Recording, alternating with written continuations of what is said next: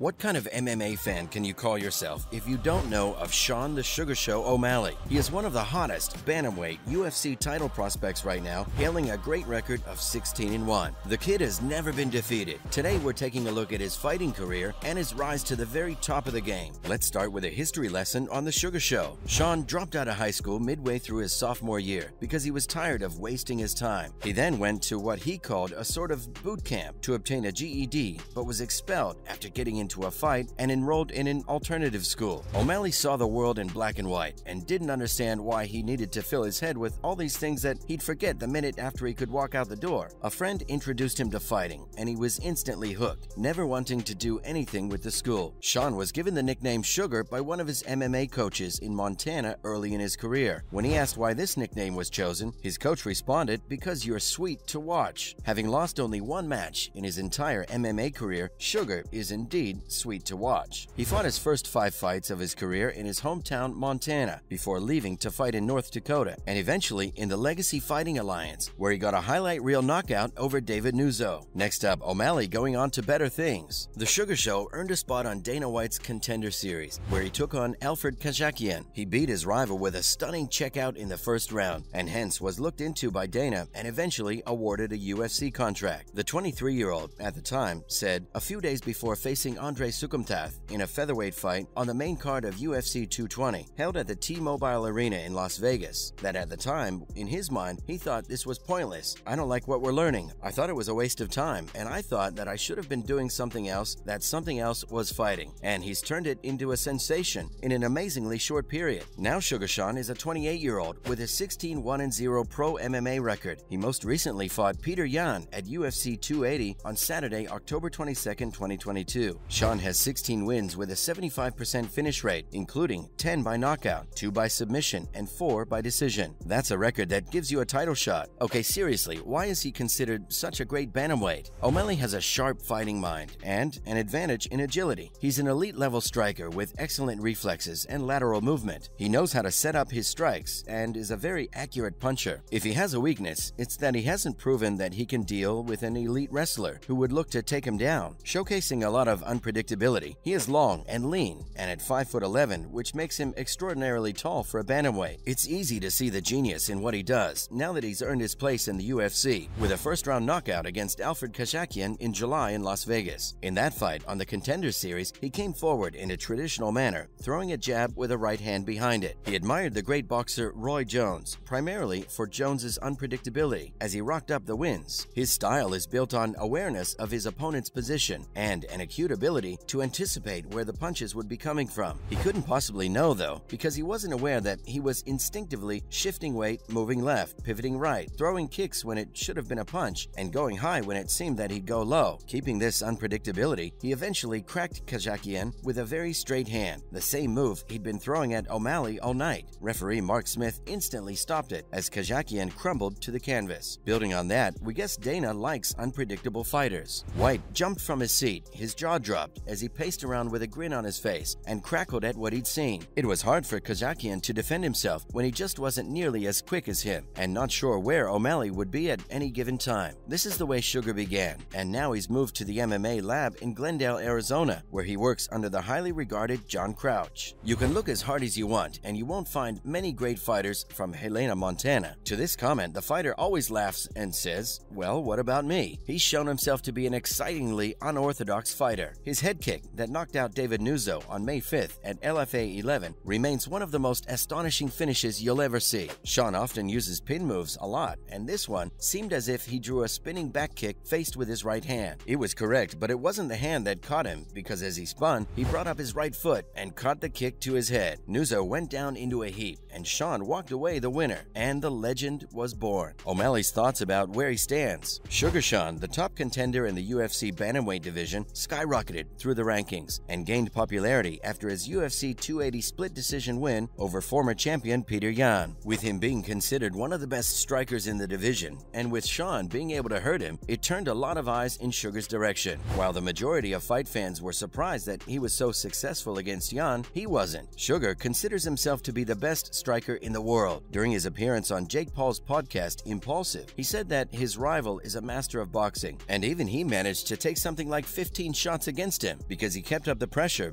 which makes him the best boxer in the UFC. The bantamweight fighter says that he is now just realizing his potential at this point. About his unpredictable style, he said that he fully believes he can become the next Anderson Silva, and that his goal and motivation is to be looked at as one of the greatest fighters ever. Having just turned 28, he maintains that he's still got a solid 10 years left. Now we'll look into the things O'Malley thinks Conor McGregor took away from him before his UFC debut. He has talked very highly of the notorious McGregor and his success in combat sports. It's not just him that does it. Every fighter aspires to win over fifth sport the way Conor did when he came in, but sadly, not everyone can. He has admitted that he wants to be a superstar like McGregor. In an episode of the Timbo Sugar Show, Tim Welch talked about how many fighters in the UFC have struggled with financial problems despite competing in the Premier League of the sport. He went on to elaborate that this gets hard with responsibilities like family when the fighter is the sole earner, which is often the case. He revealed that fighters make an annual income of $24,000, which is then further lessened by payments to managers, medications, gym fees, etc. This is the part where he broke the sport. His rise to fame saw him become one of the highest paid athletes in the world of combat sports based on his ability to sell fights on pay-per-view status. Adding to that, his businesses have helped him reach $200 million